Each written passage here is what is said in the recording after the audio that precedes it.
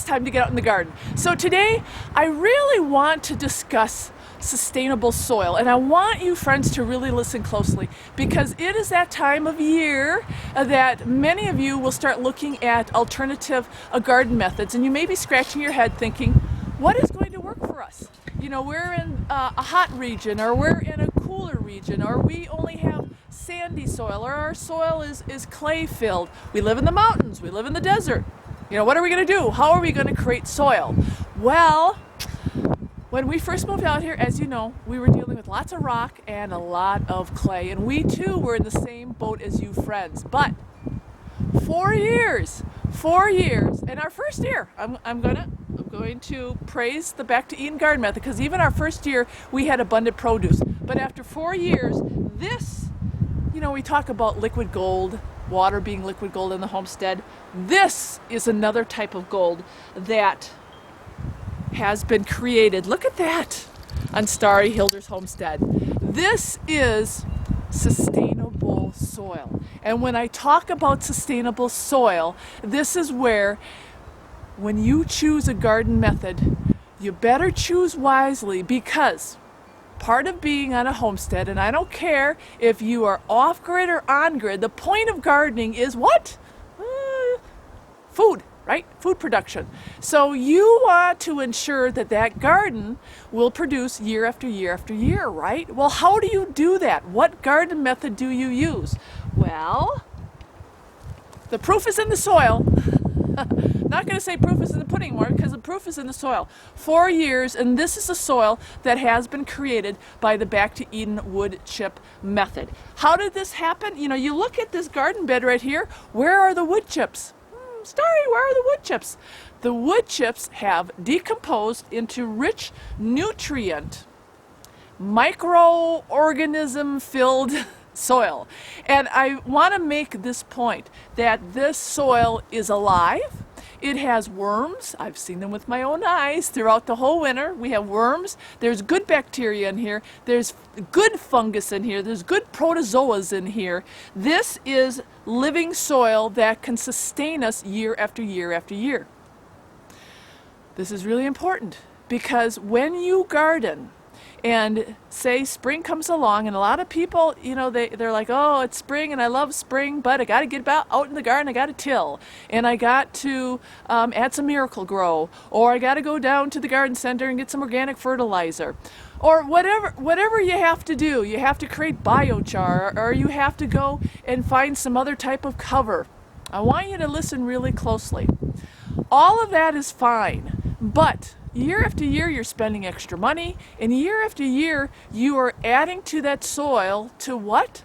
To help it sustain you. Why all the labor? Why all the labor when you don't have to labor? And that's why we picked the Back to Eden garden method. Simply because God did it right.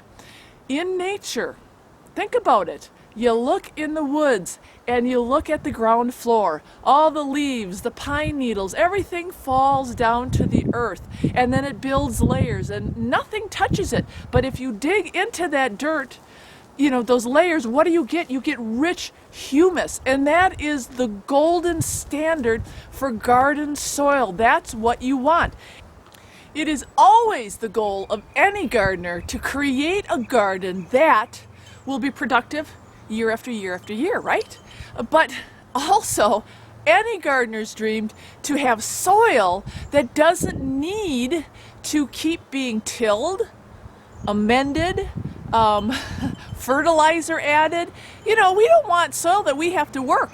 And this is the big thing for us, because, you know, we're getting older, and me and Mr. Hilder, we really wanted to create a homestead that wasn't just self-sustainable, but wasn't going. The thing that we want this high in our list is we don't want a garden that we're going to have to weed a lot, that we're going to have to water once or twice a day, because water is precious. We also don't want a garden where there's going to be a lot of pests. You know, we got a long list. We don't, you know, a lot of us are still tilling our gardens, and we're getting out there every spring and tilling the garden, and we're adding compost tea, and we're setting up our drip systems. Wow, I can see why gardening can be so laborious and so time consuming. And some of the other things that were really important is a pest control. I know back in Wisconsin we had a lot of issues with little garden pests, and they would eat my lettuce and they'd eat my kale and they'd get into my cabbage. And then all that beautiful produce was gone. So we had a list. And you know, some of the research that we came up with, number one, a lot of the garden methods were just a lot of work, so we didn't want to go down there. Number two, cost some money, didn't want to do that. And number three, just, you know, something that we just had to keep doing, like I said, year after year. We had to do a little bit of this, you had to do a little bit of that, and then you got to do a little bit of that. So the Back to Eden garden method didn't have a little bit of this and a little bit of that and cost a little bit of that and cost a little bit of this. No. All it simply involved was wood chips and layering, and then letting nature do the work. All right, friends and gardeners, this is the last shot of the sustainable soil. Create it yourself on your own homestead. On or off grid, doesn't make any difference where you're at. And like I said, whatever region of the country, you can have this. Ah, it's beautiful. All right, I hope this little informational video about Back to Eden gardening really did help. And I really do hope that your gardens are as successful as ours in the future. Okay, until next time, get out there and garden, and God bless you all.